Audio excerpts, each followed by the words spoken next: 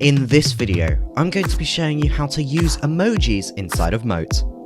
Mote is an incredible free Chrome extension which gives you the ability to leave verbal feedback and comments via Google Classroom or Documents. And if you haven't checked out our entire video about what Mote is as well as how to use it, check out the video in the iCard in the top right of your screen or check out the link in the description box below.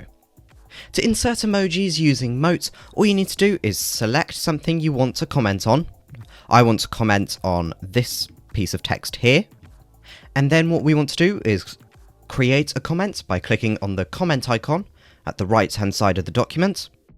And from here we're able to leave our comment or our feedback. To do this, what you want to do is click the colon icon on your keyboard and then type a word relating to that emoji. For example, if I want a drum emoji, if I type drum, it will come up with some emojis relating to that word. For example, this one.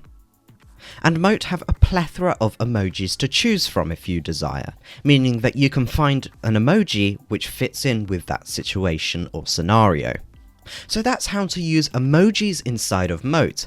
If you enjoyed this video, please give it a like and subscribe, since we post a ton of content to help you grow your confidence online. Thank you all so much for watching, and I'll see you soon.